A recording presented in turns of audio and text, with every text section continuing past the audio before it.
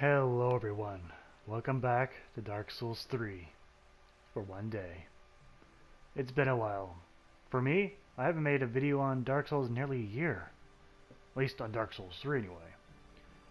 Now, as many as asked for, a top 10 video, but I'll be more modest and make it a top 5. What this is simply my top 5 favorite weapons to use. Are they the best? No. In fact, I wouldn't even put a lot of these weapons here in the top 50. It's simply my top 5 favorite. There are many of them. Actually choosing from them all was a little difficult, but no matter. Let's begin. So you immediately probably throw an eyebrow at me. It's like, why the fuck would you choose this weapon? Now, it's more of mind over matter for me. Spears? I'm not a big fan of spears. Never was. Just too clunky for a lot of combat, but there's always one thing that always bugs me in video games. When the enemy has the same weapon, and he can use it differently than you. Yeah, that. Hurling that spear at me. And then suddenly the ability to hurl it the fuck back at him. Such a small freedom goes a long way for me. Like, going in any old game, and then realizing your enemy throws stuff at you and you can't throw stuff back. That you must force to do a point-blank battle with them. And suddenly, Dark Souls does the same thing. Until this weapon comes along. Okay. It's not a crossbow. It's not a staff. It's not a bow and arrow. It's a spear that you can hurl at opponents. And it's such a simple idea, and yet here we are at the third title to actually get such a thing. And you don't get this very often in other games. It's such an uncommon thing to have an advantage over your enemy that they pose over you. So, is Follower's Javelin powerful? Oh fuck no.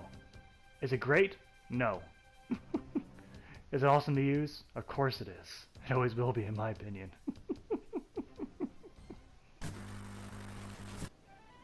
So, in terms of when it comes to repairs, I have one favorite among others. It's Richard's repair. Why?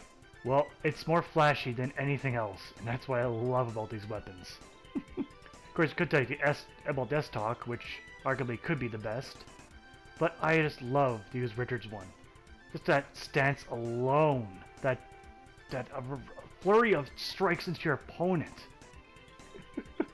It's just an engulfing of just pure XC when you pull it off so perfectly like that. Not to mention fighting him as NPCs. Actually one of the harder NPCs I fight in the game. But that's besides the point. Let's move on. Now, here's a dagger. It's very small. Opponent won't like it when you shove it up their ass. But what do they think about this weapon?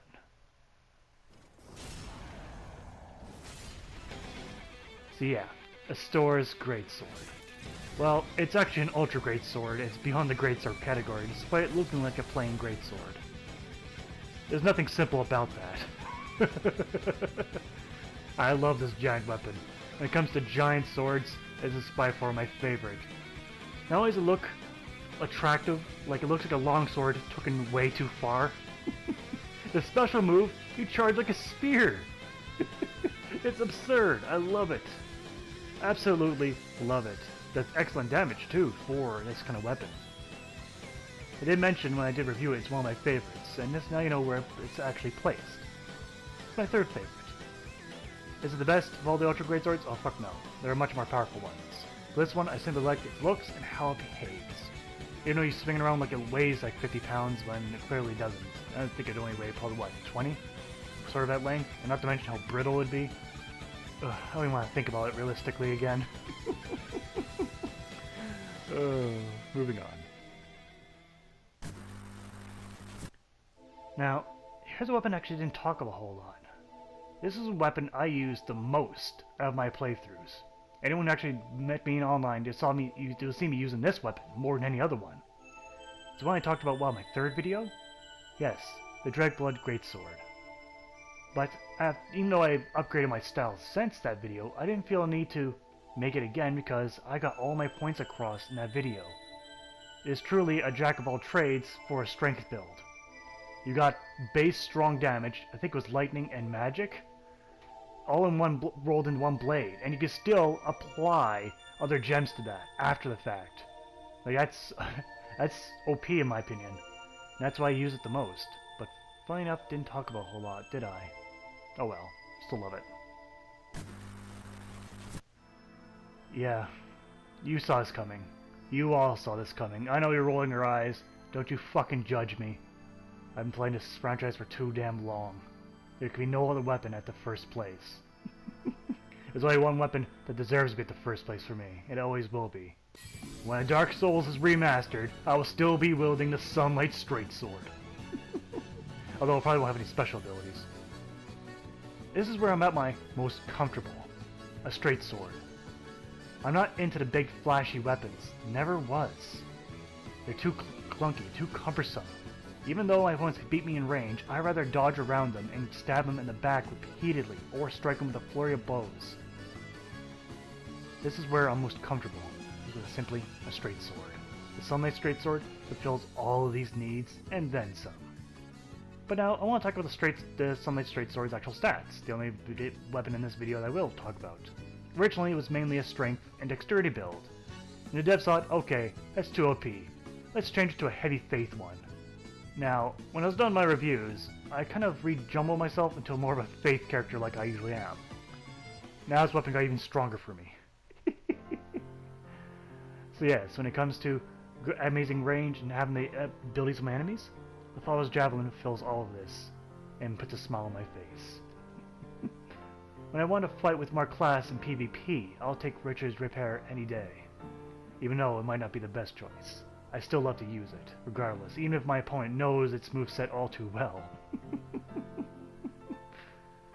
When it comes to ridiculous weapons, even though I don't use it a huge amount, the Historic Greatsword is still my favorite large weapon of all time, and Dark Souls in general. I just love it.